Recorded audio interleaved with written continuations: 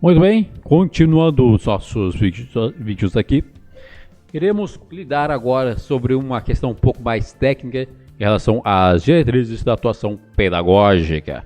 Embora, ao meu ver, a ideia de que uma pedagogia vai além da docência esteja errada. Enfim, continuando.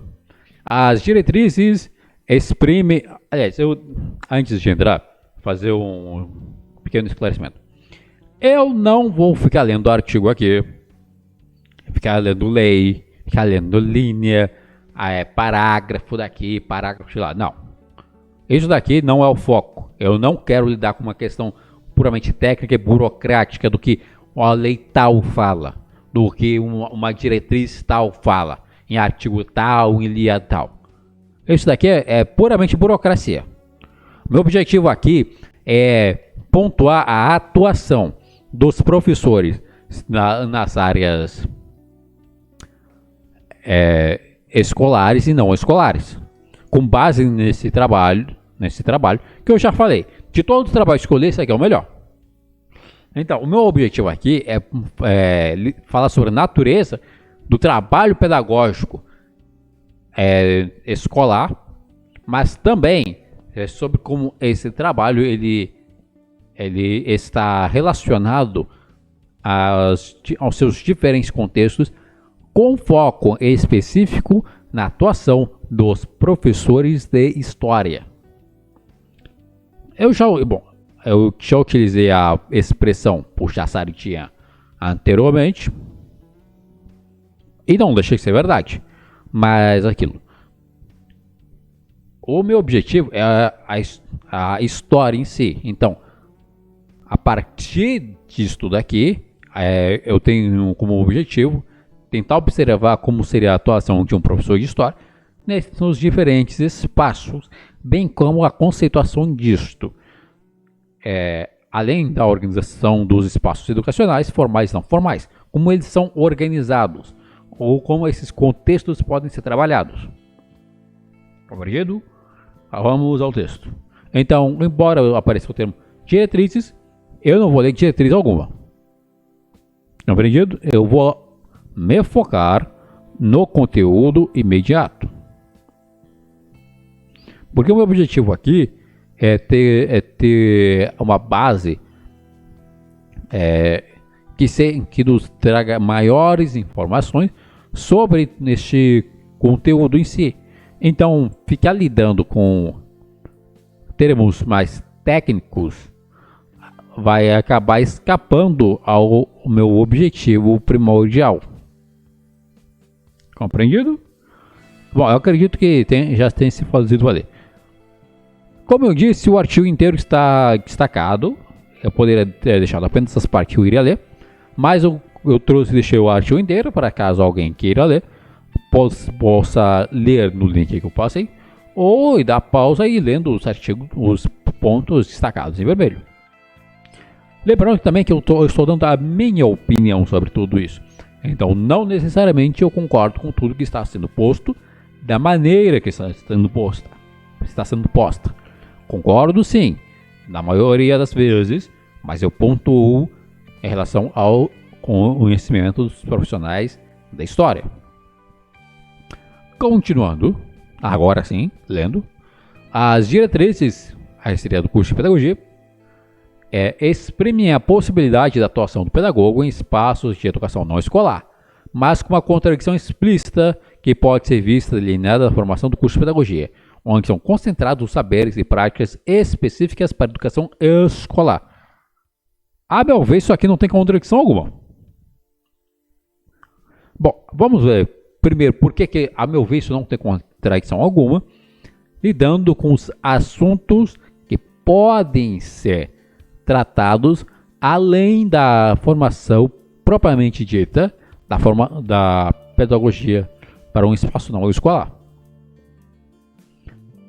Assim sendo, vamos lidar com alguns elementos. Isso aqui estava no meu trabalho sobre gestão educacional e eu fiz uma adaptação rápida, de forma que vamos falar sobre o conceitual destes elementos, bem como isto pode ser aplicado à escola propriamente dita e nos espaços não escolares. Lembrando que de tudo aqui, apenas a hora atividade é um conceito que escapa de uma formação não escolar. Embora eu tenha deixado aqui, porque é um contraponto interessante. Fora disso aqui, ele também falava sobre a organização dos espaços e um outro ponto que eu esqueci. Assim sendo, nós vamos focar nestes pontos que podem estar presentes em atuações não escolares. Ou seja, a reclamação de que se foca apenas na atuação escolar, a meu ver, não é um problema. Não vejo contradição alguma. Focar na formação escolar é importante, porque a partir deste foco pode-se adaptar questões para o ensino e aplicação em espaços não escolares. Eu vou lidar com alguns pontos aqui que não são aplicáveis aos espaços não escolares, embora também possa ser em determinados momentos com a devida aplicação. Então, eu não vejo contradição alguma aqui. Estou apenas fazendo um contraponto que eu julgo ser necessário. Muito bem. Sobre o conselho de classe. Lembrando que a fonte encontra-se embaixo e que no meu trabalho de gestão educacional, o conteúdo sobre conselho de classe é muito mais amplo. Mas basicamente fala que o órgão de classe é o órgão colegiado da escola, de natureza consultiva e deliberativa em assuntos didático-pedagógicos, fundamentado no projeto político-pedagógico da escola e no regimento escolar. É o momento que professores, equipe pedagógica e direção se reúnem para discutir, avaliar as ações educacionais e indicar alternativas que busquem garantir a efetivação do processo de ensino-aprendizagem dos estudantes. Eu vou ler logo o de reuniões pedagógicas e dizer por que eu acredito que o conselho de classe, propriamente dito, não seja aplicável, embora o conselho de reunião pedagógica, sim. As reuniões pedagógicas são encontros entre professores e gestores, geralmente sob a direção e coordenação pedagógica, cujo objetivo é refletir sobre as temáticas que envolvem a prática pedagógica no âmbito escolar, tais como planejamento, metodologia, disciplina, avaliação e conteúdos curriculares. As reuniões pedagógicas podem ocorrer a cada dia, semanalmente, quinzenalmente ou até mesmo mensalmente, de acordo com cada estabelecimento ou sistema de ensino. Segundo Torres, a própria designação reuniões pedagógicas parece não corresponder com seus objetivos, uma vez que se constitui ainda espaço onde são abordadas questões administrativas ou institucionais e demandas do dia a dia. Nesse caso, as reuniões pedagógicas são também momentos para a distribuição de materiais, orientações normativas, avisos, discussão de aspectos de infraestrutura física da escola, entre outros, o que muitas vezes pode contribuir para sua descaracterização ou redução. Faz necessário, portanto, que os objetivos e as reflexões pedagógicas desses encontros sejam assegurados e que se criem estratégias para tratar dos aspectos de caráter mais administrativo. Enfim, voltando aqui ao conteúdo, ele fala que há uma contradição explícita que pode ser vista delineada na formação do curso de pedagogia, onde são concentrados os saberes e práticas específicas para a educação escolar. Eu acredito que não. Eu acredito que os conceitos da formação escolar eles podem ser aplicados na formação não escolar. O primeiro deles, que é o conceito de reunião de conselho de classe, com algum esforço poderia ser aplicado, mas de forma geral não. Por quê? Porque é o momento em que se busca uma efetivação do processo de ensino-aprendizagem que tem como fundamentação base um projeto político-pedagógico da escola e do regimento escolar. Na maior parte dos projetos que estejam associados para além dessa ideia de atuação não escolar, nós dificilmente teremos um projeto político-pedagógico ou sequer uma fundamentação existente anterior ao conteúdo que irá ser tratado. Na maior parte das vezes, é um projeto de atuação voluntária. Então, se é um projeto de atuação voluntária, não faz sentido haver um documento que idealize o que deve ser ensinado, e a maneira que deve ser ensinado, ou os objetivos que devam ser alcançados. É claro, há objetivos gerais e tal, mas esses objetivos eles não estão geralmente transcritos num papel, num documento que rege o ensino ou o que deva ser trabalhado. É o tipo de coisa que nós encontramos, por exemplo, muda aqui, meu filho. Em projetos, por exemplo, projetos sociais, projetos sindicais, projetos educacionais via internet, em assessorias e outros espaços. Por exemplo, a prática de um professor nesses espaços, um professor de história, poderia se dar por um conteúdo que se organiza de maneira organizada de forma cronológica. Esse conteúdo ele não necessariamente, necessariamente ele não segue uma diretriz político-pedagógica ou conteúdos basilares que sejam comuns a todos.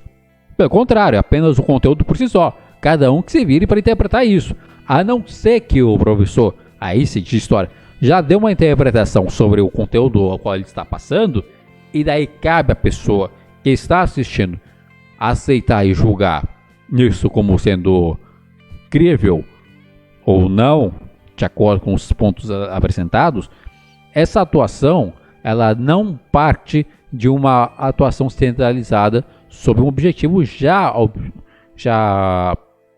existente em algum documento que dê uma baliza organizacional ao projeto sendo realizado presente. Assim sendo, o conselho de classe para um professor de história que esteja atuando em um projeto social não se faria nesse presente. Entretanto, o conceito de reunião pedagógica, sim. Observando que a ideia de uma assessoria ou de uma reunião de um projeto social é um espaço não escolar. Ao passo que, por exemplo, conceitualmente, fala-se que os encontros, que as reuniões pedagógicas são encontros entre professores e gestores. Isso pode ocorrer não só na escola, isso pode ocorrer em qualquer local. Por exemplo, uma associação ou uma ONG que esteja fornecendo um curso de formação básica em história geral, por exemplo, ele terá um gestor nessa associação. Esse gestor geralmente são os diretores ou os presidentes, as pessoas que lidam com o social em si.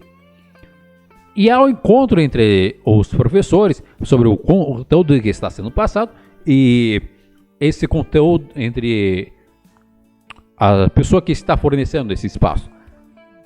Esses encontros eles não são necessariamente de organização, de coordenação pedagógica por parte da direção. Pode ser apenas por um alinhamento de entendimento entre as partes. Então, dizer que há uma contradição do ensino da educação escolar, a meu ver, está errado. Basta apenas utilizar o conceito que já existe, que é um bom conceito, um conceito interessante, e adaptar no momento que se fizer necessário. Lembrando que essa ideia de reunião pedagógica, ela pode ocorrer a qualquer momento. Como foi bem dito mais à frente, fala-se que essas reuniões pedagógicas podem ocorrer todo dia, podem ocorrer semanalmente, quinzenalmente ou até mesmo mensalmente, porque são reuniões que não possuem um caráter ordinário, ou seja, que ocorrem sempre num período determinado, no fim de cada bimestre, de cada semestre. Não, são reuniões que podem acontecer Uma hoje e uma daqui a um mês. E a seguinte com 3 dias após. Por quê? São reuniões que buscam um alinhamento entre a direção daquele espaço não escolar e o professor. Portanto, a reunião pedagógica, que é um conceito que pode estar presente, que aliás está presente dentro da educação escolar tradicional, mas também pode estar presente dentro da formação não formal. É claro, com a devida adaptação. Aqui fala que o objetivo da reunião pedagógica nas escolas é refletir sobre as temáticas que envolvem a prática pedagógica no âmbito escolar, tais como planejamento, metodologia, disciplina, avaliação e conteúdos curriculares. O mesmo pode ser perfeitamente aplicável a ambientes não formais e espaços não escolares. Pode ocorrer entre a direção desse espaço e o professor em si um planejamento sobre a metodologia a ser aplicada. Por exemplo, a metodologia pode não ser a mais interessante.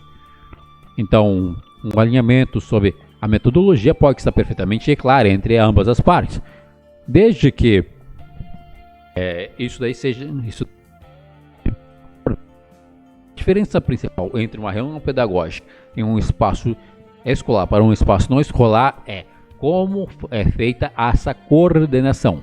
Essa coordenação é feita pela direção da escola em uma escola durante a reunião pedagógica. Durante um espaço não escolar, isso é feito de maneira coordenada entre os gestores e os professores. Ou seja, eles entram no acordo no que tange ao ensino, por exemplo. Como esse ensino está sendo realizado, bem como a disciplina ela pode ser trabalhada no conteúdo, bem como não só a avaliação, mas também o planejamento do que vai ser passado. Por exemplo, nos lembra uma coisa, um espaço não escolar pode ser qualquer espaço. Então poderia ser um sindicato. Um sindicato que tem uma forte base política poderia influir no conteúdo sendo passado pelo professor para lidar com questões políticas, com conceitos políticos. Por que não? É um espaço não escolar que está sendo ofertado a alguém. Esse alguém que participa de forma voluntária. Então, não há problema algum. E eu não vejo contradição alguma em focar no trabalho na escola. Porque todo trabalho na escola, ele pode ser reaplicável na sociedade.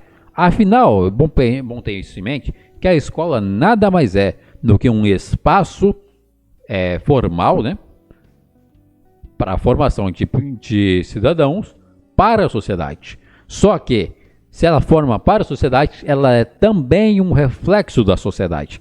Então, sendo um reflexo da sociedade, tudo que é feito dentro da escola, dentro de algum grau de possibilidade, é claro, pode ser reaplicável em algum espaço fora da escola.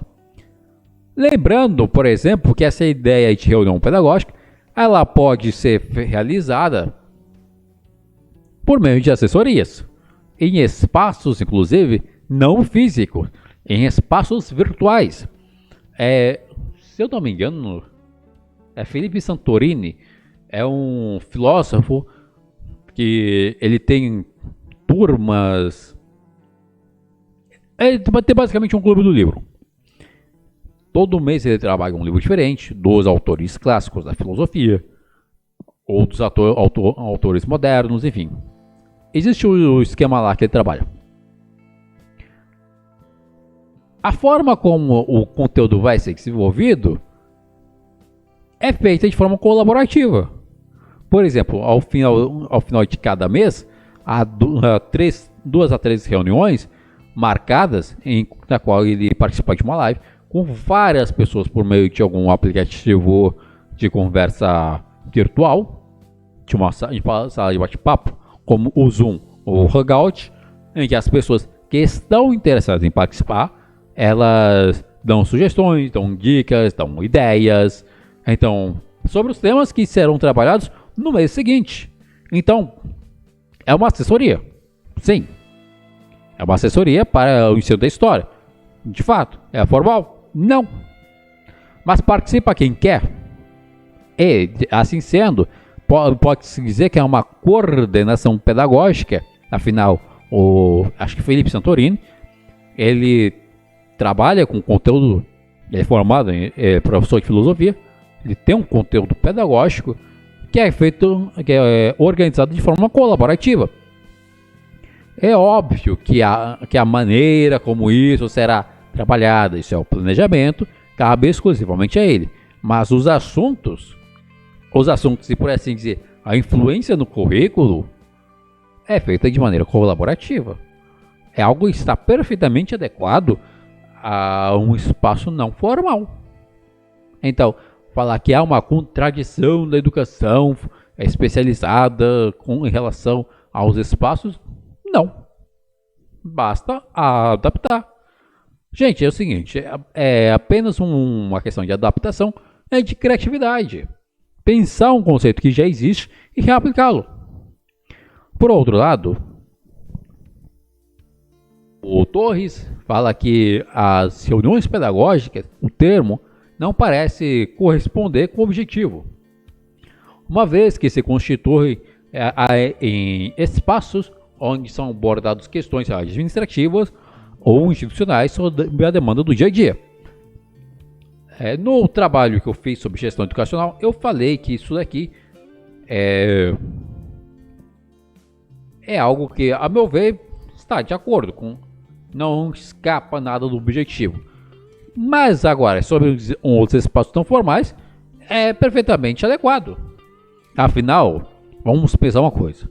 Se um professor de história está dando um curso, por exemplo, sobre a Guerra Fria, um curso com 3 aulas semanais durante um mês, sei lá, segunda, quarta e sexta, para uma turma específica, em um local, uma garagem, por exemplo, e o dono desta garagem disse que, por exemplo, numa quarta-feira especificamente vai ocorrer o aniversário de uma pessoa, é uma questão administrativa.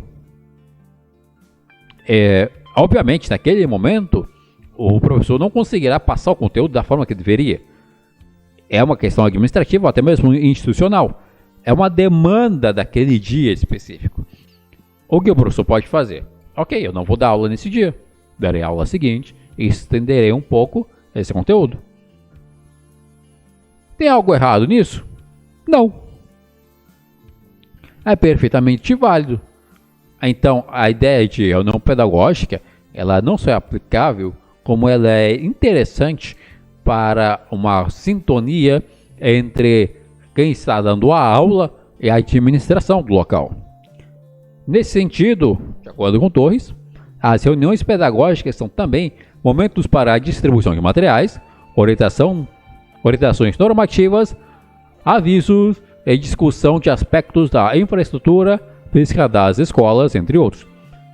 Isso aqui também está de acordo com os espaços não formais, porque pode-se considerar uma reunião pedagógica um momento no qual a direção poderia vir a distribuir algum material pedido pelo professor, mas também passar alguma orientação do que poderia ser discutido e do que poderia não ser discutido. Afinal, há um caráter voluntário aqui. Claro que o professor pode, sim, mostrar sua contraposição, afinal, tudo perfeitamente voluntário. Eu estou partindo da ideia de que isso é voluntário.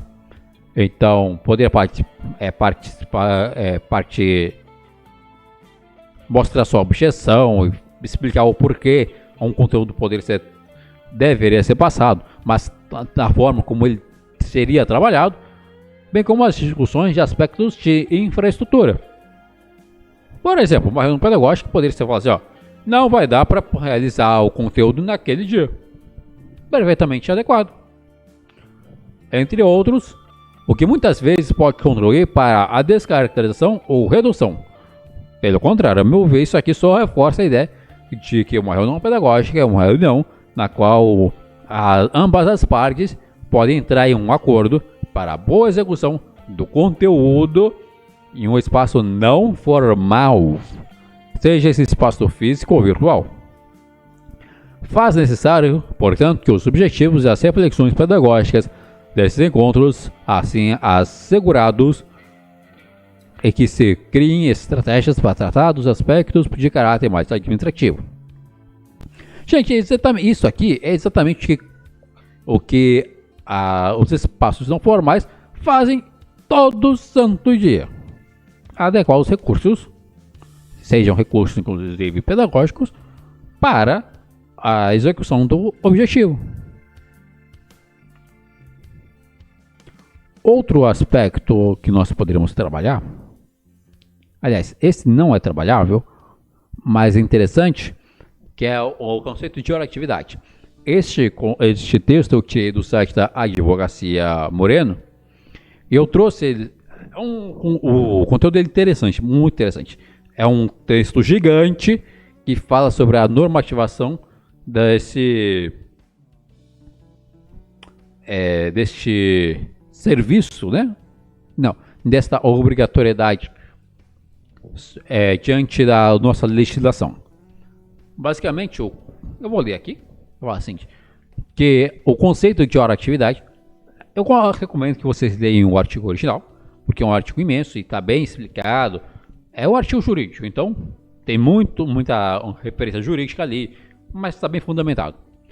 Que o conceito de hora-atividade é o tempo de disposição do professor fora da sala de aula, compreendo na instituição de ensino, utilizado para preparar aulas, corrigir provas, trabalhos, realizar pesquisas e qualificação profissional. Esse tempo é indispensável ao direito à educação, orientado ao pleno desenvolvimento da pessoa, seu preparo para o exercício da cidadania e sua qualificação para o trabalho.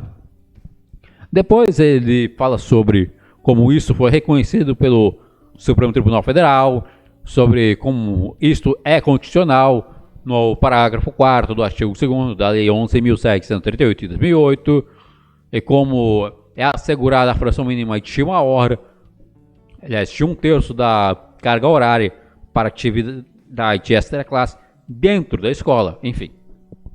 Isso aqui é algo interessante para a gente ter ideia de que é um conceito que é realizado diretamente dentro da escola. Isso daqui não se aplica ou não se aplicaria a um espaço não formal, porque se o espaço não é formal, ele notadamente tem flexibilidade de horários. Ele pode trabalhar com uma flexibilidade muito maior. É claro que ao preparo de aulas, correção de trabalhos e provas, este pode ser realizado dentro do espaço não formal, mas também pode ser realizado fora. Então é um conceito que este sim não seria aplicável à educação não formal. Por outro lado, é importante que isso tenha-se em mente para a aplicação dentro das escolas, porque tendo a ideia de que isso é aplicável dentro das escolas, numa educação escolar propriamente dita, temos como definir isso daqui como sendo algo perfeitamente razoável à atividade escolar. Então, dizer que é uma contradição, meu ver, não. Isso aqui deve ser trabalhado na escola, deve ser trabalhado também na formação do pedagogo. Tanto é assim que está sendo trabalhado na minha formação específica em licenciatura em História. Eu tenho uma formação específica e eu estou trabalhando neste conceito. Ou seja, é algo que deve estar na formação do pedagogo e não há contraposição alguma ou contradição alguma entre isto e o trabalho espaço não escolar. E claro, o conceito de reunião pedagógica poderia ser aplicável. O conceito de hora-atividade, não. O conceito de classe, ali com algum esforço, levando em consideração a estrutura do local, também poderia, de alguma forma, ser aplicável. Mas, de forma geral, também não. O próximo conceito que nós vamos trabalhar é o conceito de planejamento de ensino. O planejamento de ensino é a direção de uma unidade, A direção, que é uma unidade de ensino, possui objetivos, conteúdos, métodos e avaliações. Gente, é o seguinte, eu apenas copiei isso daqui, então eu não lidei com a sintaxe disso daqui, então tá um pouco complicado de ler. Por isso que eu recomendo que vocês busquem a fonte original, caso queiram mais informações. O papel do professor no processo de elaboração, execução e avaliação do planejamento de ensino reforça o compromisso com a aprendizagem dos estudantes e com o cumprimento da função social da escola. Assim, entende-se o planejamento como uma forma de pensar e organizar a ação docente, de modo a favorecer um processo de ensino com foco na aprendizagem dos sujeitos e sua inserção social como agente transformador. Bom, basicamente, a ideia de planejamento de ensino para a educação escolar é buscar o compromisso com a aprendizagem e com a formação dos alunos como agentes transformadores de seu contexto imediato, bem como o cumprimento da função social da escola, porque a escola possui uma função social. A função social pode ser a inclusão, a sociabilidade e o desenvolvimento tanto acadêmico quanto socioemocional dos estudantes. Agora, isso daqui é aplicável também aos espaços não escolares, porque se você planeja uma aula, você está planejando um ensino. Se esse ensino ele está sendo planejado, ele também pode ser planejado de maneira a atuar como um agente transformador, bem como também lidar com uma função social, mas aí não uma função social da escola, mas sim uma função social de onde isso está sendo aplicado.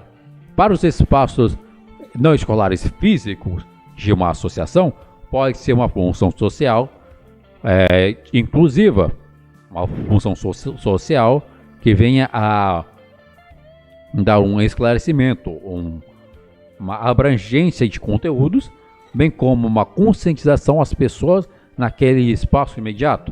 Assim sendo, essa ideia de função social e de planejamento é perfeitamente aplicável, é claro, com a devida adaptação ao conceito de um espaço não formal. Aliás, isso daqui ele é aplicável especificamente dentro das reuniões pedagógicas. Por que a ideia de uma reunião pedagógica? Para um alinhamento entre a direção e os professores, pode vir tanto por um alinhamento de currículo quanto de metodologia, bem como avaliação. Assim sendo, tudo isso poderia ser aplicável como uma ideia de planejamento de ensino. O que, a meu ver, reforça a ideia de que um foco no planejamento para a educação escolar é perfeitamente válido, sem contradição alguma. É claro que para a formação na escolar, isso deve ser levado em consideração também a forma como esse trabalho ele é lidado. Mas enfim, seguindo o nosso conteúdo, vamos ao texto aqui. Pode-se ilustrar que o pedagogo, quando formado, poderá atuar nos ambientes escolares e não escolares, desenvolvendo práticas educativas que promovam a aprendizagem humana, trabalhando nas diferentes fases do processo educativo, atrelado à gestão e ao planejamento, desenvolvendo projetos educacionais que contribuam para o enriquecimento do conhecimento. Exatamente o que nós acabamos de lidar nos conceitos de planejamento e de ensino e de reuniões pedagógicas. Veja, nos ambientes escolares haverá um planejamento de ensino, haverá a reunião pedagógica, haverá o conselho de classe, haverá o conceito de hora-atividade e também o conceito de organização de espaços. Por outro lado, dentro dos espaços não escolares, esses conceitos eles são aplicáveis desde que adaptados. Assim sendo, não há contradição alguma, a meu ver, entre esses conceitos e a formação dos professores para os espaços não escolares, pois o objetivo geral dos professores dos pedagogos é o desenvolvimento da aprendizagem humana. Nós vamos processo que busca o desenvolvimento da aprendizagem pelos alunos. Há um conteúdo, e esse conteúdo ele é trabalhado de maneira a contribuir para o conhecimento dessas pessoas. Há pessoas que já sabem, há pessoas que não sabem, há pessoas que precisam ter isso de melhor trabalhado. E isso é algo que é feito nos espaços não escolares através de gestão e planejamento. São conceitos que são aprendidos para a gestão educacional, para o espaço escolar educacional, mas que são perfeitamente aplicáveis, é claro, com a devida ressalva e adaptação em espaços não escolares. As diretrizes não escolares, já que uma variedade de práticas educativas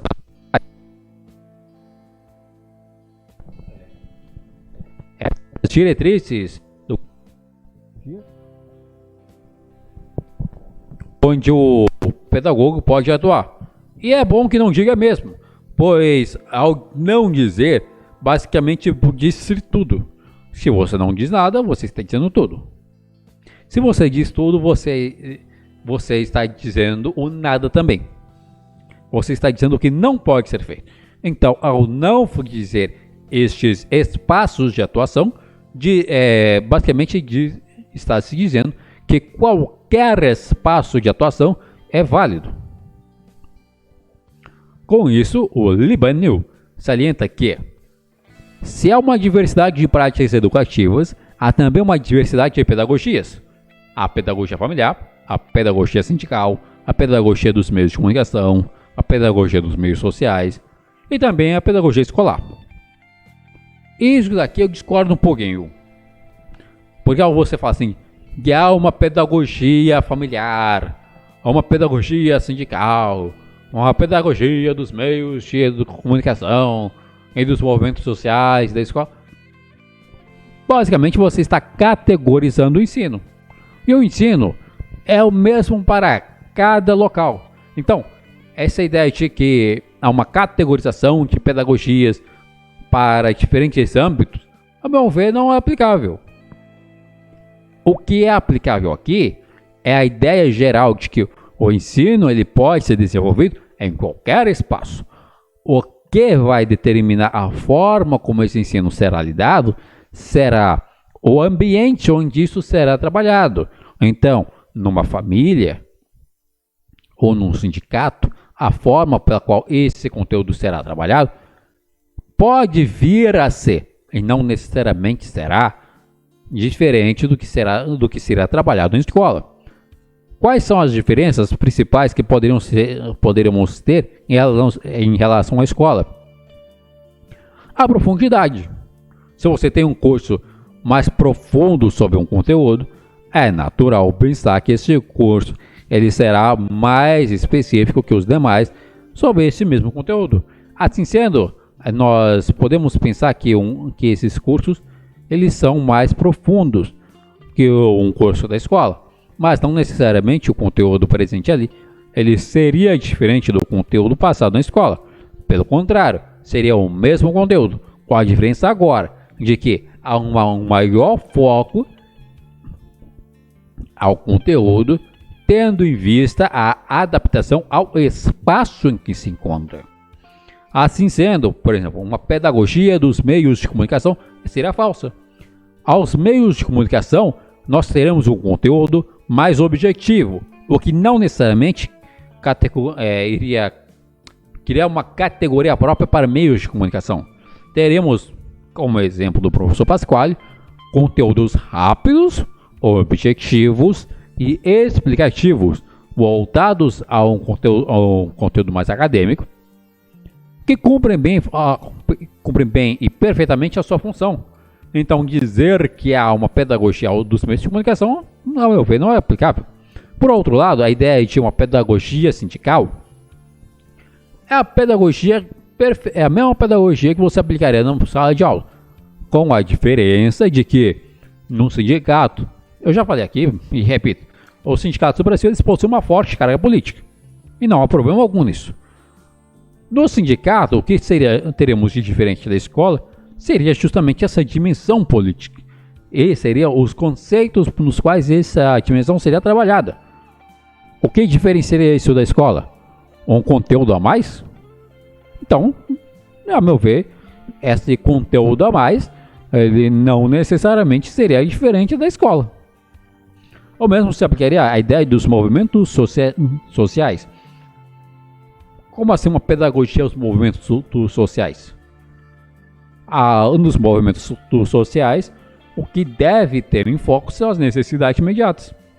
Se num movimento social que busque moradia, há uma necessidade imediata de explicação financeira sobre um terreno no qual as pessoas deverão contribuir para a compra deste, não teria necessariamente uma pedagogia dos movimentos sociais. Teria apenas uma pedagogia aplicada para o momento específico no qual se espera que ocorra. Então eu discordo do Libânio nessa ideia de pedagogias específicas. Não. A pedagogia, isso é, o ato de ensinar seria o mesmo em qualquer canto. O autor deixa claro que, onde houver práticas educativas com intencionalidades, a atuação de pedagogo é indispensável como estimulador do trabalho pedagógico. Discordo! Deixa claro que onde houver práticas educativas com intencionalidades, a atuação de um professor preferencialmente especializado é indispensável como articulador do trabalho pedagógico. Aí sim, observe, se há intencionalidade, essa intencionalidade demanda especialidade. A especialidade é superior, justamente em função de seu caráter especialista, a uma formação generalista. Exemplificando quais esses espaços educativos forem no âmbito escolar, onde a pedagogia se insere. Enfim,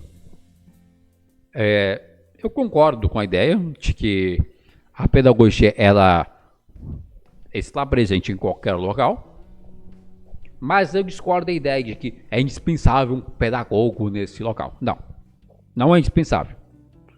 É interessante, mas o que é indispensável é a atuação de uma pessoa disposta a ensinar. Se essa pessoa é um pedagogo, ótimo, ok, sem problema algum. Mas se temos uma demanda e há uma pessoa com especialidade para cumprir essa demanda, é muito preferível a pessoa especialista do que o pedagogo com formação geral. Isso significa que o pedagogo não poderia ajudar? Muito pelo contrário. Não só poderia, como... Gente, é o seguinte, o espaço na escola é uma zona, é uma bagunça. Então, todo mundo pode ajudar de alguma forma. Então fala o seguinte, que é algo indispensável. Não, não é. O que é indispensável é que tenha alguém ali fazendo alguma coisa. Se esse alguém é um pedagogo ou alguém com uma formação específica, torna-se, com o passar do tempo, irrelevante, desde que a ação ela seja realizada. Então, dizer que é indispensável, não. O que é indispensável é a atuação de alguém. Se esse alguém ele é um pedagogo ou um profissional específico, é irrelevante. Desde que, aí sim, se temos uma pessoa específica, uma formação específica, essa formação específica deveria ser privilegiada em relação a um professor formado em pedagogia geral, justamente seu caráter específico.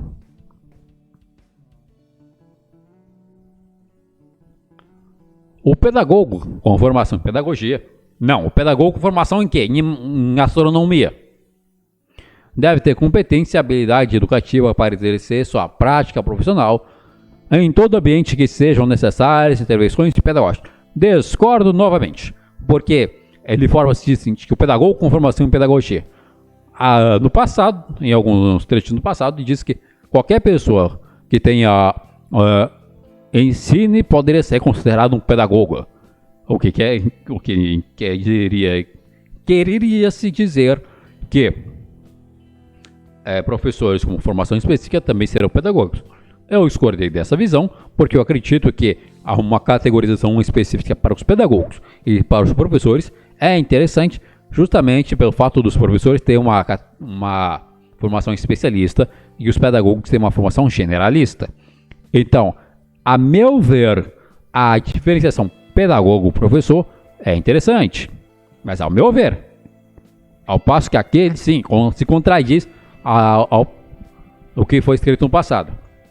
Então, um pedagogo com formação em pedagogia, discordo, pois uma pessoa com formação em educação, aí pode ser tanto pedagogo com formação em pedagogia, quanto o professor que atua como pedagogo com sua formação específica, deve ter competência e habilidades educativas para exercer sua prática profissional em todo ambiente que sejam necessárias intervenções pedagógicas. Então, basicamente, se é um ambiente que precisa de um professor de história, o professor de história deve estar apto a atuar naquele ambiente. Ponto. E acabou. Nessa perspectiva, a formação do pedagogo, de acordo com o artigo 6º das diretrizes para o curso de pedagogia, deve construir um amplo conhecimento sobre diversidade nacional. Sabe-se que o Brasil possui diferentes expressões culturais que merecem um estudo minucioso, onde deve ser destacada essa especificidade e realidade educacional de cada contexto do país. Isto eu concordo. Concordo com esse artigo 6º das diretrizes para o curso de pedagogia. O curso de pedagogia é perfeitamente de acordo. Mas eu também acredito que isso daqui, embora não seja algo obrigatório para os cursos de formação específica, pode ser adaptável para estes cursos.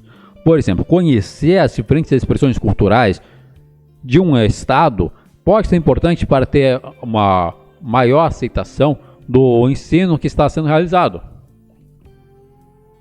Há diferentes palavras que podem, por exemplo, dentro da ideia de expressões culturais, diferentes palavras que podem ter conotação diferente a depender do local. Um exemplo é a palavra jaburu. A palavra jaburu refere-se a um pássaro. No Pantanal, o pássaro ele pode ser referencial a uma mulher bonita. Agora vai chamar uma mulher de jaburu em Pernambuco para você ver. Se você não leva uns cacete. Por quê? Ali, a expressão jaburu já tem uma conotação negativa. Então, uma expressão cultural e deve ser levada em consideração para a realidade específica de cada contexto. Ok? Então, se a pessoa está inserida num contexto, ela deve conhecer aquela realidade, seja o pedagogo ou o profissional com formação específica, para atuar aí tanto na escola quanto nos espaços não escolares, de maneira a ter uma inclusividade, uma diversidade entre o conteúdo passado para todos os presentes. É importante ter em mente que o professor deve se fazer entender. E para que se faça entender, é importante que sejam utilizadas expressões facilmente identificáveis pelas pessoas ali presentes. Às vezes, em espaços não educacionais, poderia-se, por exemplo, admitir o uso de gírias. É claro, gírias que sejam perfeitamente conhecidas de todo mundo. Não gírias assim muito específicas que poucas pessoas saberiam, mas para os espaços não educacionais. Assim sendo, vamos continuar com o conteúdo. Muitos temas como gestão democrática, planejamento, diversidade cultural e outros podem ser estudados no curso de pedagogia em caráter de saberes que se constituem na prática tanto para ambientes escolares quanto não escolares. Ok, na verdade isso daqui é algo que é aplicável a toda a formação. Eu tive, por exemplo, uma matéria que falava sobre as diferenças geracionais no Brasil. Diversidade. Então, a ideia de diversidade cultural, mas até mesmo diversidades diversas que é hoje no mundo, é perfeitamente adequado. Eles não só estão presentes no curso de pedagogia, como estão presentes em todos os cursos de formação de professores. O meu curso teve coisas assim. Então, falo assim, que é algo que o curso de pedagogia deve ter, concordo, mas é algo que também está presente em outros cursos e tudo isso contribui para saberes que podem ser aplicados tanto nos ambientes escolares quanto nos ambientes não escolares. A formação de profissionais de educação para trabalhar em âmbitos não escolares está cada vez mais percebida pela sociedade, pois a relevância desses profissionais está conectada a processos pedagógicos não formais e informais de caráter coletivo e comunitário. Assim, reivindica-se profissionais que tenham formação pedagógica para atuação nos movimentos sociais, nos meios de comunicação em massa, nas empresas, nos hospitais, nos presídios, nos projetos culturais e dos programas comunitários de melhoria de qualificação de vida. Vamos lá. A gente está dizendo que a formação desses profissionais, no caso, profissionais de pedagogia, mas eu acredito que isso é algo muito mais amplo, que inclui também os professores de formação específica, para trabalhar em âmbitos não escolares, está cada vez mais percebida pela sociedade, pois a relevância desses profissionais está ligada a processos pedagógicos não formais de caráter coletivo e comunitário. De acordo. Nisso aqui eu concordo. Concordo para os pedagogos, mas concordo também para os não pedagogos, para os professores de formação específica. A sociedade demanda hoje maior participação da educação por todas as pessoas, o que inclui os pedagogos, mas também os profissionais de formação específica. Eu adicionaria, além desses esses processos pedagógicos não formais, informais, não formais e informais de caráter coletivo e comunitário, os de caráter individual, que são passados através de vídeos onde não se conhece o público-alvo. O público ele chega ali porque quer e adiciona e consome um conteúdo que lhe seja mais interessante, como eu disse, principalmente com forma de entretenimento. Mas esse é um conteúdo que, quando bem trabalhado, pode sim ter uma formação humana em um espaço não formal e às vezes até não físico, como é o caso, por exemplo, dos vídeos de YouTube de história do Paulo Rizucci, que eu já citei mais de uma vez aqui nesse estágio.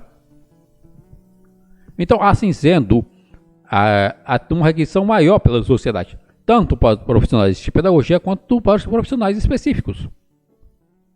Assim, reivindicam-se profissionais que têm formação pedagógica, discordo, porque não são apenas profissionais de atuação pedagógica, há dos profissionais de atuação de formação específica, para a atuação nos movimentos sociais, nos meios de comunicação de massa, nas empresas, nos hospitais, nos presídios, nos projetos culturais e nos programas comunitários de melhoria de qualidade de vida. Ok, até aqui ok. Basicamente um pedagogo ou um profissional de história poderiam atuar perfeitamente. Aliás, poderiam atuar inclusive juntos em movimentos sociais, nos meios de comunicação em massa. Nos meios de comunicação em massa, eu acredito que um profissional de história seria muito mais interessante que um profissional de formação em pedagogia, se o assunto for história. Nas empresas, as empresas dependem da empresa. Aqui depende da empresa. Eu dei o exemplo, por exemplo, das empresas de jogos que tenha que ao buscarem alguns jogos, criação de jogos, né, jogos para entretenimento, como Assassin's Creed e God of War, eles buscam esses profissionais de formação. E pode ser professores também. Mas, nesse caso, a meu ver, está perfeitamente mais claro que é mais interessante ter profissionais de formação específica para os casos das empresas. Ou seja,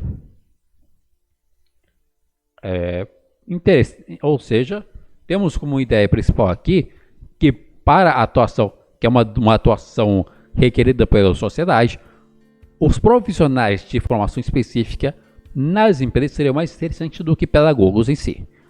A não ser que essa empresa seja uma escola, ou uma escola de fato, para as escolas,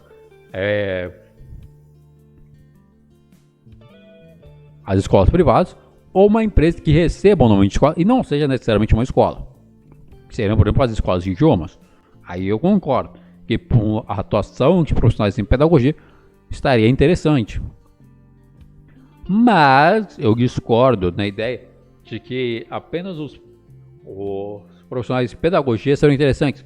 Porque dependendo do objetivo a ser tratado, profissionais de formação específica são muito mais interessantes. Nos hospitais, há os profissionais de formação específica também. Mas aqui, eu acredito que os pedagogos se saem melhor. De forma geral, eles se saem melhor. Porque geralmente, como é que se daria a educação no hospital? Para alunos de pré-escola ou de Fundamental 1. Que aí sim, os pedagogos têm uma formação específica. Então, no caso dos hospitais, acredito que sim, os pedagogos são prioritários. Nos presídios, é difícil dizer. Porque, por exemplo, se os presidiários estiverem fazendo um curso de capacitação de aprofundamento em matemática, é muito mais interessante você ter um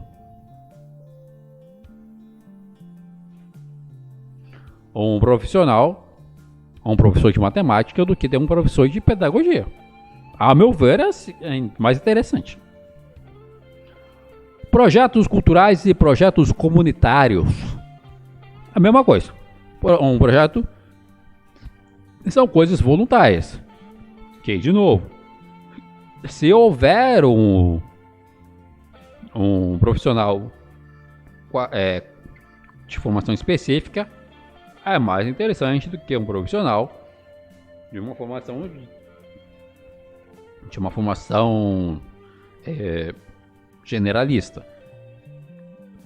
E não quer dizer que um necessariamente ignore o outro. Os dois podem atuar em conjunto.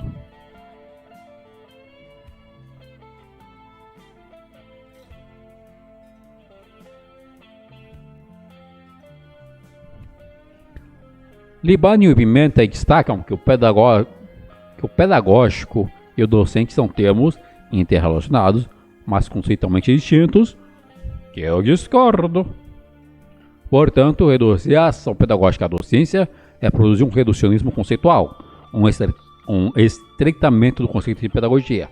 Essa não pode ser reduzida à docência. Sua dimensão pedagógica vai além para das práticas educativas escolares.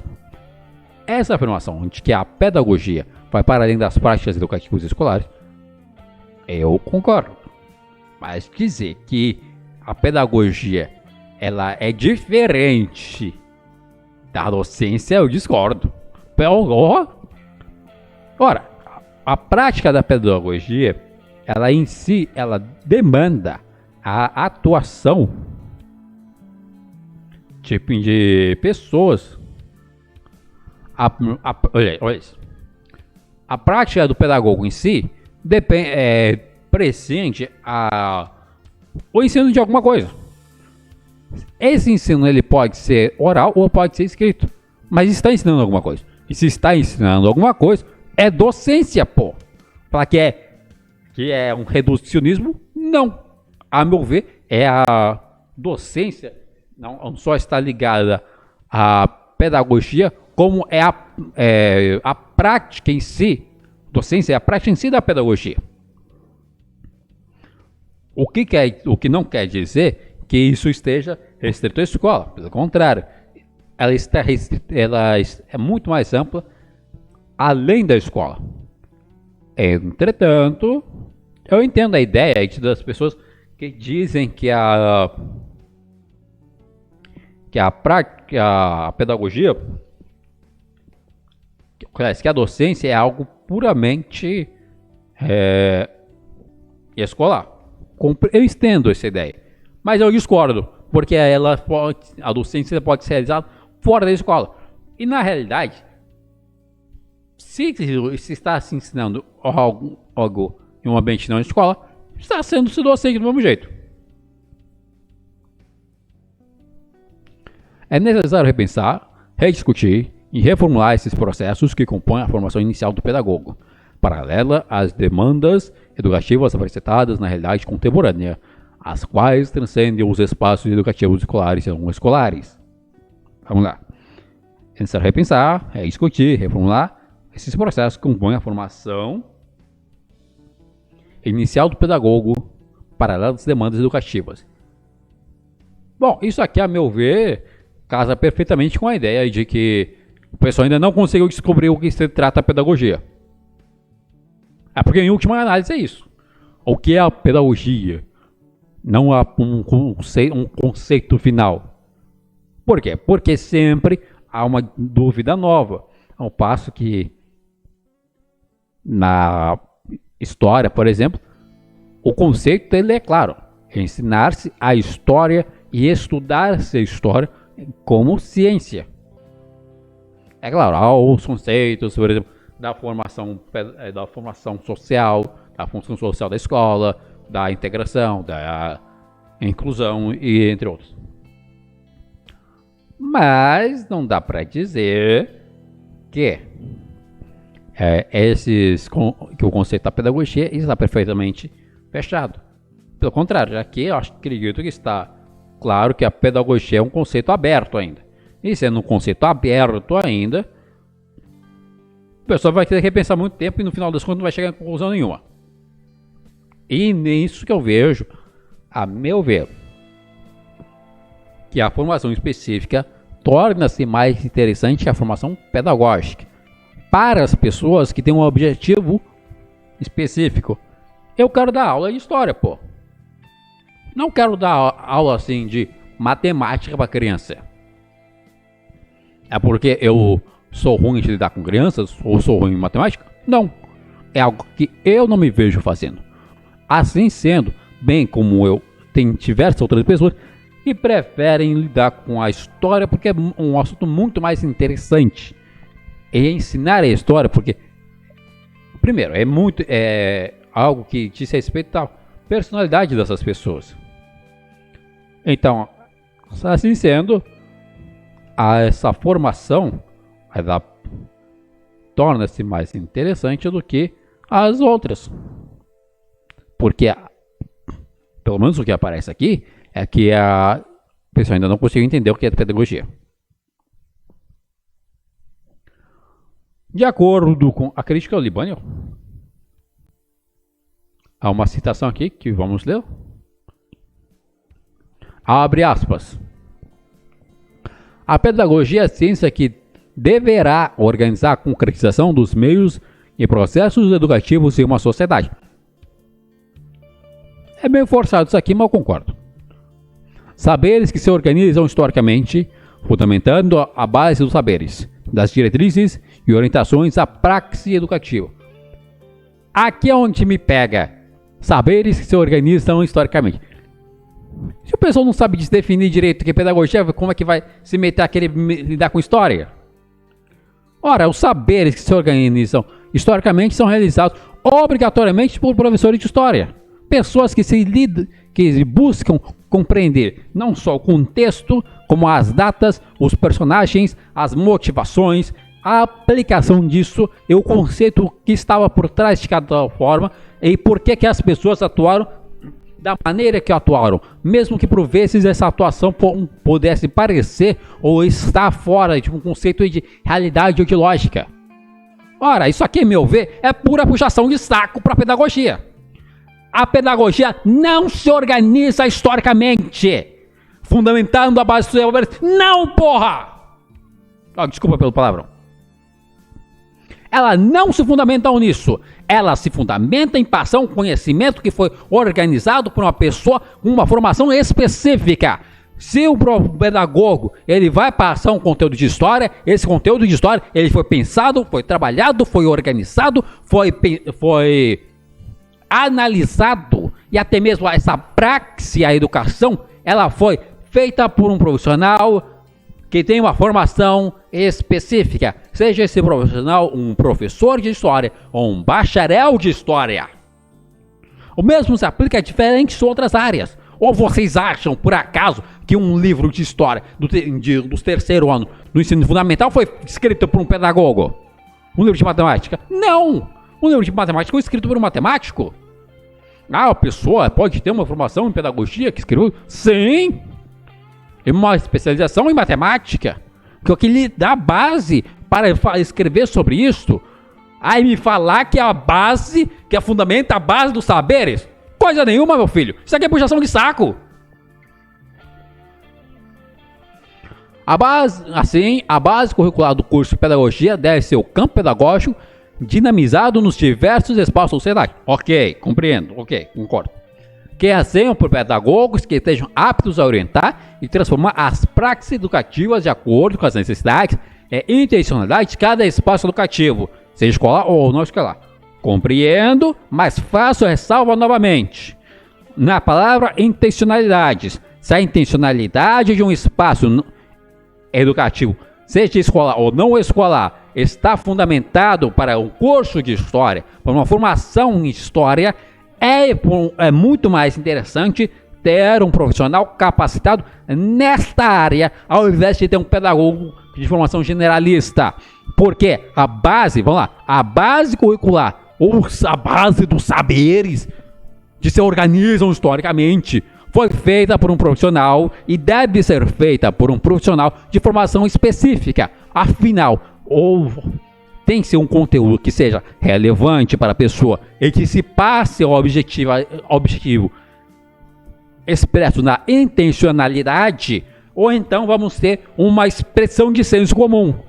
Uma expressão de senso comum, por senso comum, não só tira a unidade das pessoas que estão ali, pois na prática eles vão ter a ideia de estarem perdendo tempo, como no final, tanto o tempo das pessoas que deveriam ter isso aqui, quanto o tempo do pedagogo, mostra-se disfuncional a objetivo central. Ora, vamos lá, vamos pensar. Um curso de alfabetização é fundamental um pedagogo? Sim, porque os pedagogos têm formação específica para ensino fundamental, educação infantil. No ensino fundamental é onde ocorre a alfabetização. Então, aqui seria mais interessante um pedagogo para um curso de alfabetização? Sim, concordo plenamente. Um professor de história poderia passar um curso de alfabetização? Em tese até poderia, mas sendo bem sincero, ia ser uma porcaria.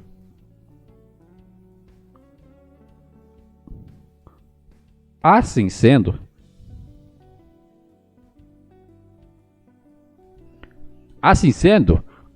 eu acredito que é o seguinte: de acordo com a intencionalidade, a aplicação deve ser realizada. Para alfabetização, perfeitamente, um pedagogo, ok. Mas me falar que um pedagogo que ele organiza historicamente as bases dos saberes. Meu amor, pelo amor de Deus. Isso daqui é puxação de saco. Não tem outra coisa pra falar disso aqui não. Então vamos continuar aqui o conteúdo. De novo, estou fazendo esta crítica por quê? Porque é uma crítica que eu acredito que seja necessário pontuar-se o meu lado. Meu lado é da história. Então, necessariamente eu coloco as críticas que eu acredito ser importantes. De novo, faço ressalva. De todos os trabalhos que escolhi, este é o melhor. De todos que escolhi. E de fato é um trabalho bom. Um bom trabalho. É bem fundamentado, tem boas bases. Os autores servos que trabalharam bastante, que expendiaram muito tempo, mas eu não vou acrescentar qualquer coisa, né, pô? Eu não vou aceitar uma puxação de saco descarada dessa. Eu vou mostrar que o trabalho específico é superior ao trabalho da pedagogia, no que tange a área específica. De novo, é um bom trabalho, leiam, recomendo. A educação não escolar e as práticas pedagógicas. Algumas discussões. A educação apresenta-se como caráter de relevância para o desenvolvimento da sociedade, que abarca uma diversidade cultural de conhecimentos e valores que desencadeia os pilares para a formação humana. Ok. As práticas educativas podem ocorrer em diferentes ambientes e espaços, porém, tradicionalmente, a escola é vista como detetor do poder educativo. Outrora, outros espaços fora da sala de aula formal não são levados tão a sério quanto a escola. Isso aqui eu concordo, mas eu tenho algumas ressalvas. O primeiro que sim, a escola é vista como tradicionalmente a detentora do poder educativo. Isso ok. Mas se a gente for puxar historicamente, nós vamos ver que isso nem sempre foi verdade. Porque a secularização da escola como detentora do poder educativo só ocorreu nos últimos 250 anos.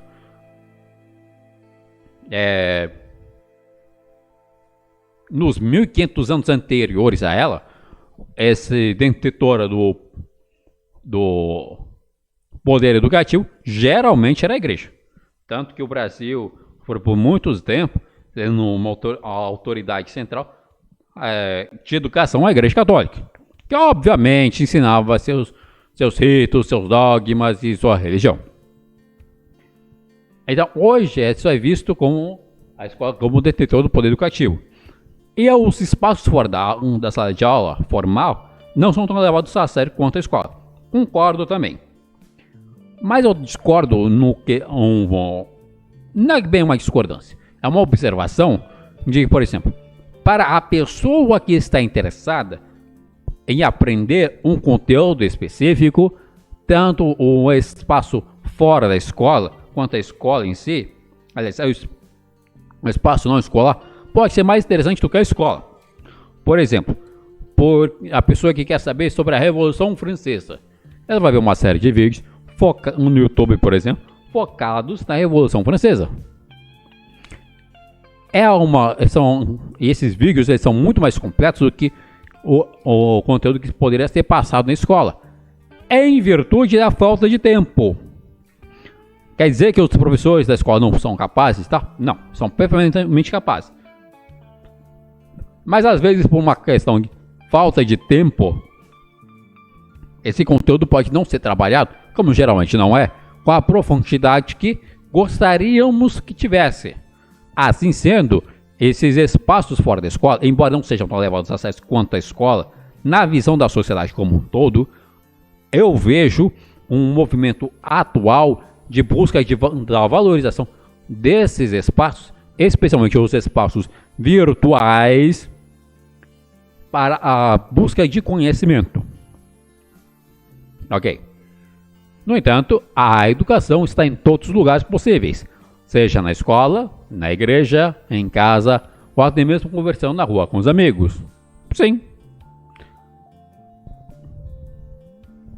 Emerge, abre aspas, o novo cenário da educação que se configura no século XXI, trazendo novas possibilidades e espaços de trabalho pedagógico.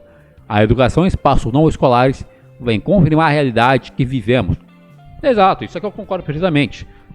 A educação no espaço não escolar, como por exemplo numa igreja ou até mesmo numa casa, confirma a realidade onde vivemos, no sentido de trazer maiores fatores de confirmação, de observação da realidade, seja essa a realidade, tanto a realidade presente, quanto conceitos que dizem respeito a especificidades em si. Por exemplo, na história, eu já citei diversos exemplos onde um professor de história pode passar uma visão mais abrangente que um profissional de uma formação diferente ou até mesmo generalista. como pedagogo. Mas, por exemplo, eu posso dar um exemplo de igreja, uma formação religiosa. A pessoa que vai numa igreja, primeiro ela vai porque quer. E se ela vai numa igreja e participa de reuniões, ou até mesmo de cursos na igreja, relacionadas à Bíblia Sagrada, essa pessoa ela vai ter um conhecimento doutrinário em relação à sua fé muito mais especializado do que ela teria se ela perguntasse este mesmo conteúdo a qualquer professor na escola. O que quer dizer que isso vem a confirmar a realidade. A realidade de um cristão em relação ao conteúdo que ele, em relação à sua fé, pode ser diferente da realidade de uma outra pessoa no modo de se realizar, de se ver. Mas isso não quer dizer que a realidade do cristão seja necessariamente diferente da realidade das demais pessoas. Quer dizer apenas que essa realidade ela é confirmada sob um novo viés. Independente do viés, é uma realidade que está sendo confirmada.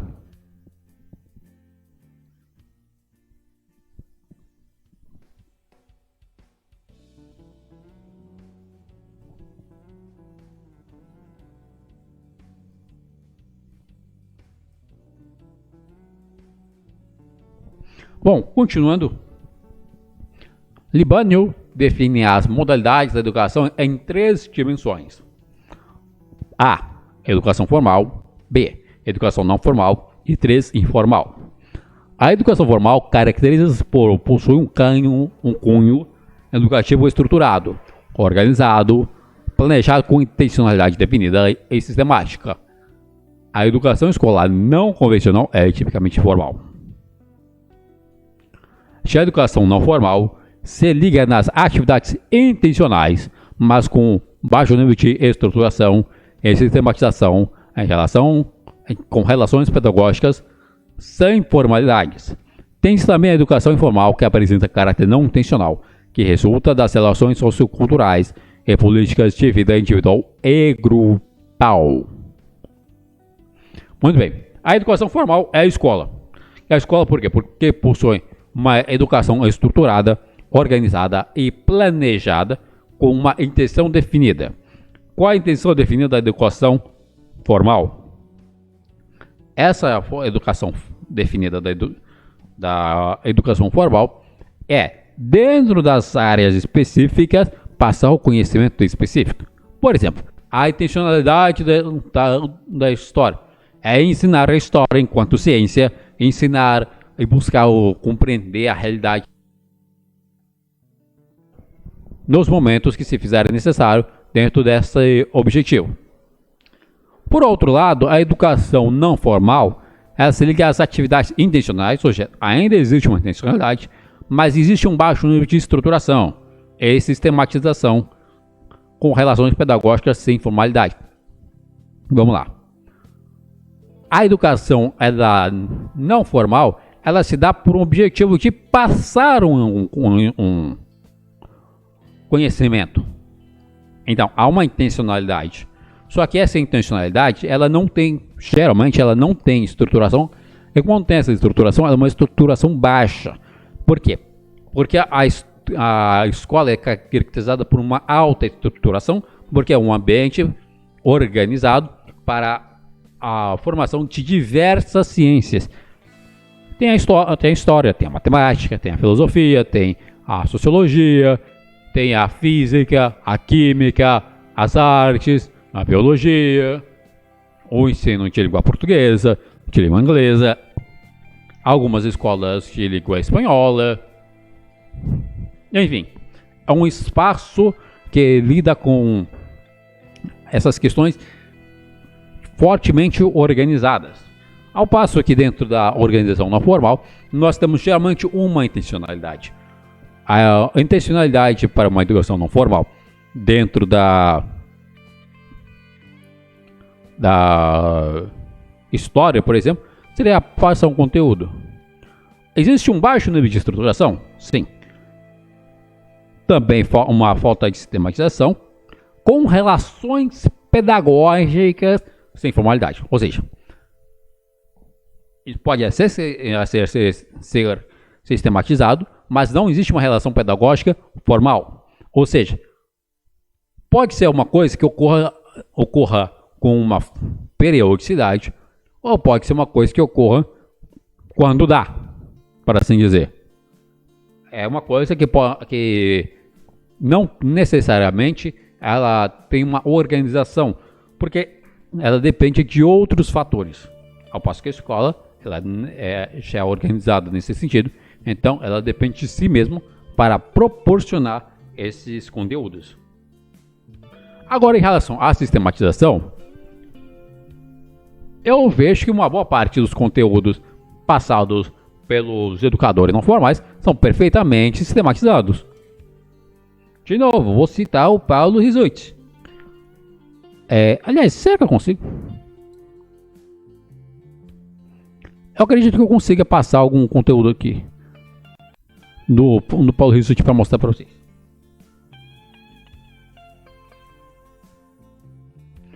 Bom, não deu. O Google Chrome toma uma memória imensa. Mas enfim, vamos lá.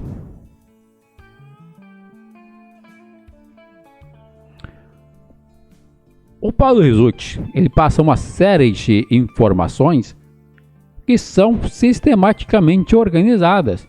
E essas informações, elas não só estão presentes na história, como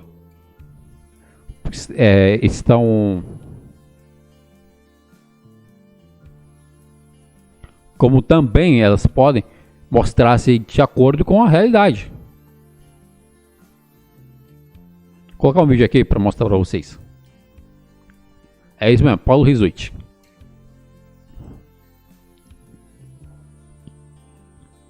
Adiciona uma nova tela.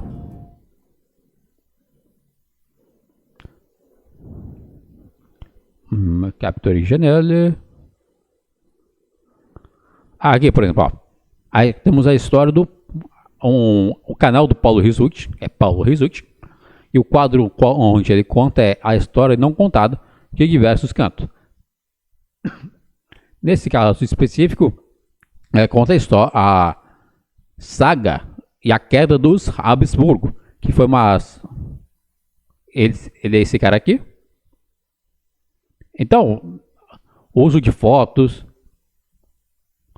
de imagens e organizado por uma linha do tempo. Aqui, ó, tá vendo? Se não me engano, o Francisco Ferdinando, esse cara aqui. Você falou que deu uma morridinha. É herdeiro do Império Austro-Húngaro, uso de mapas, enfim. É sistematizado? A meu ver, é um conteúdo sistematizado, mas não é formal. É sistematizado? É pedagógico em si, inclusive, mas não tem formalidade. Então, a pessoa que poderia aprender história no canal do Paulo Rizuti, sim, mas ela aprenderia? Seria uma educação não formal. Existe também a educação informal, que apresenta um caráter não intencional, que resulta das relações socioculturais e políticas da vida individual e grupal. Ou seja, são as vivências que as pessoas aprendem sem intenção. É as coisas que as pessoas aprendem sem formalidade. É o dia a dia que a pessoa, curiosidades que a pessoa pode aprender eventualmente em um vídeo no Instagram, em uma reportagem na televisão. É informal. É informal por quê? Porque não tem intenção. Você não tem intenção de aprender alguma coisa e, no entanto, você aprende.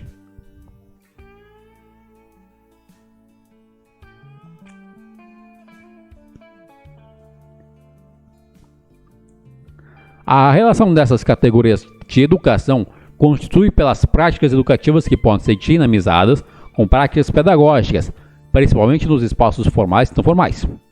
Beleza. O pedagogo demanda a função de articulador do processo educativo. Discordo novamente, porque isso aqui pode ser realizado também por professores de formação específica, como um exemplo que eu acabei de dar do Paulo Risotti.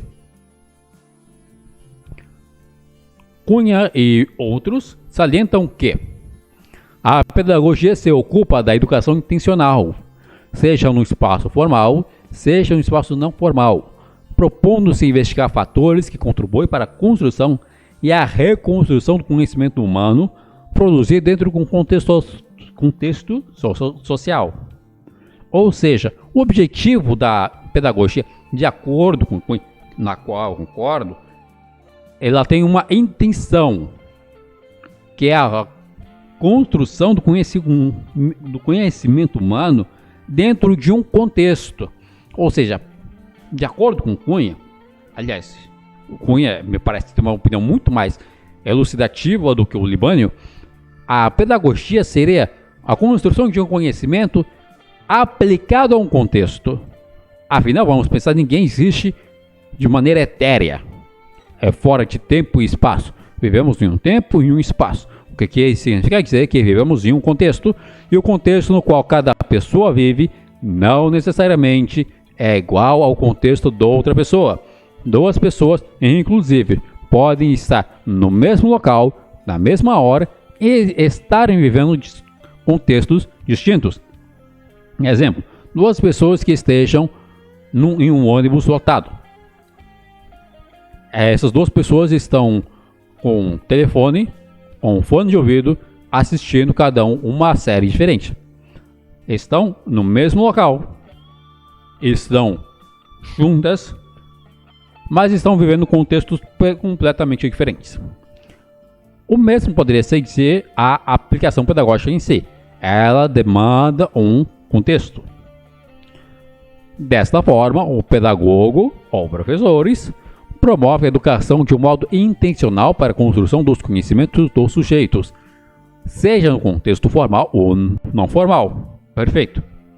Mediante estas concepções de educação formal, não formal e informal, educação escolar e não escolar, percebe-se que vários autores utilizam formas de denominar cada espaço.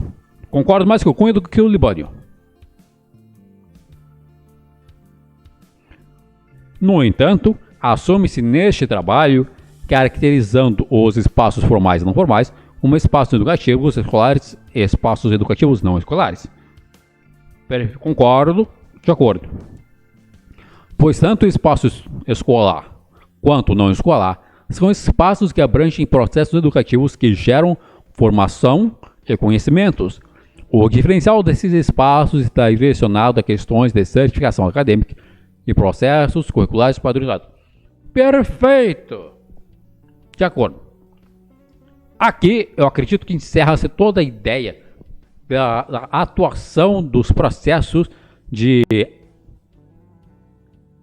atuação escolar e não escolar.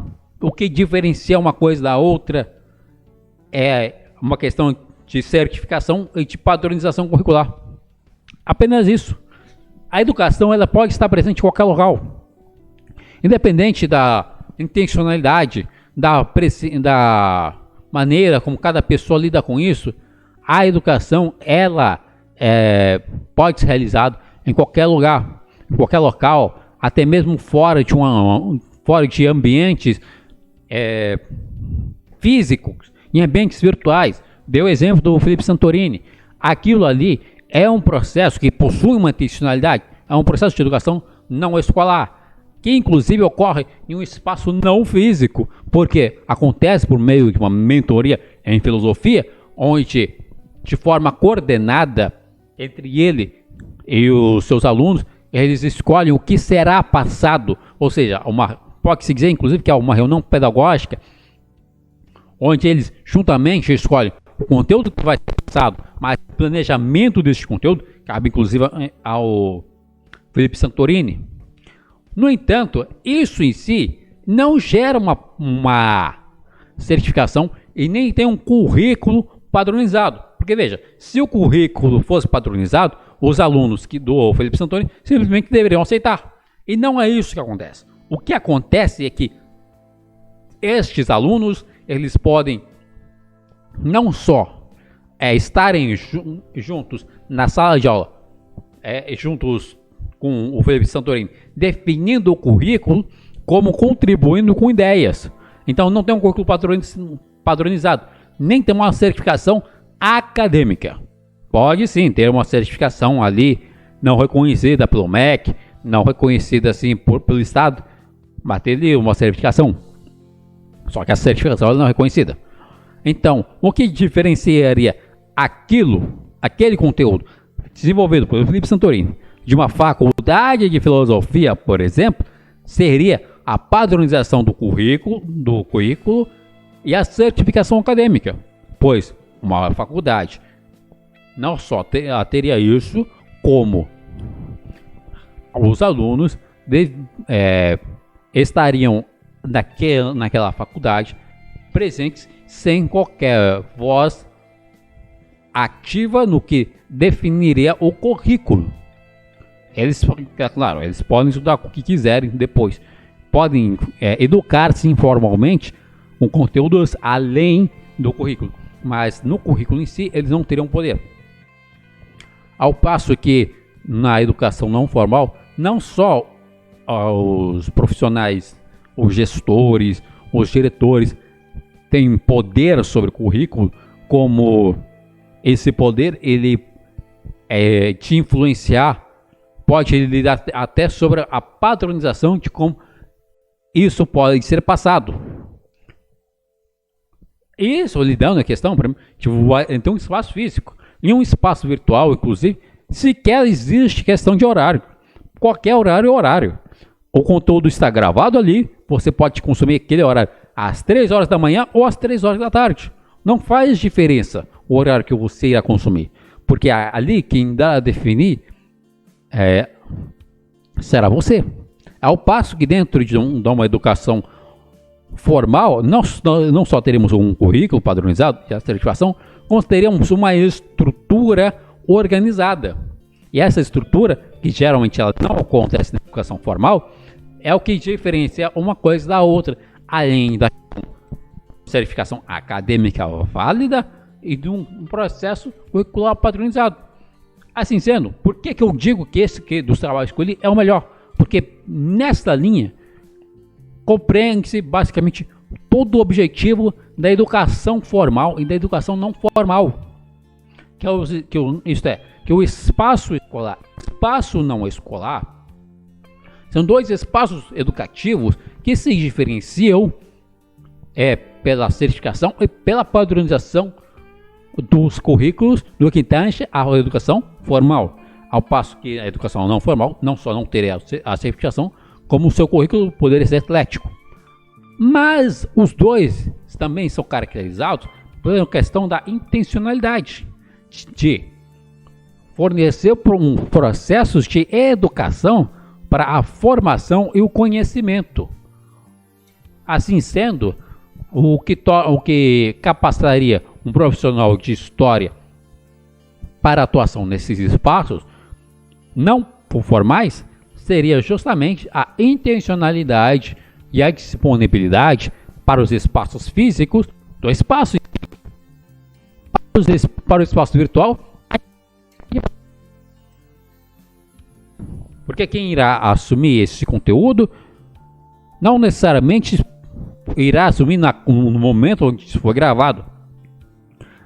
Ou seja, a educação, enquanto educação, é algo muito mais amplo, que está presente em todos os locais, está presente em todos os momentos, inclusive de maneira não formal, de maneira informal. Mas no que tange ao nosso objetivo, é o conteúdo não formal, o espaço escolar não formal. Bom, eu acredito que essa parte aqui, então,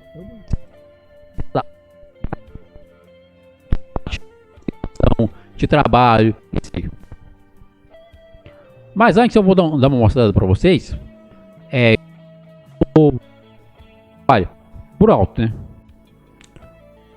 Esse conteúdo que ainda poderia ser trabalhado bem como uma meta. Lembrando que aqui A página 17 tem 39 páginas. Para vocês verem como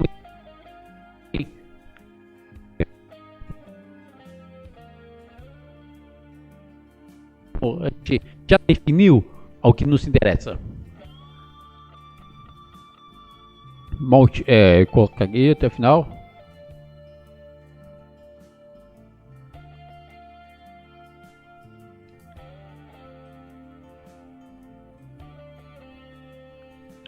Colocar mais uma vez aqui as fontes. Copiei inclusive as fontes para caso alguém queira ler. Mas isso aqui no final quero dar os créditos a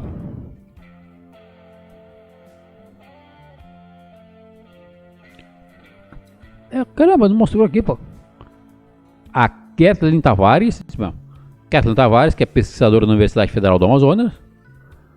A Kézia, acho que é Kézia Almeida, eu vou ver lá em cima.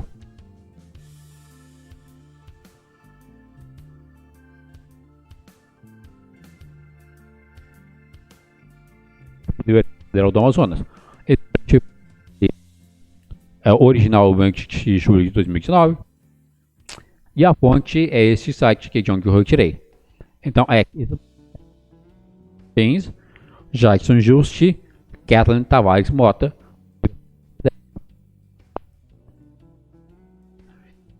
Essa primeira parte aqui. E o próximo vídeo vamos lidar com o projeto de interesse com caráter pedagógico não igual de um espaço não escolar.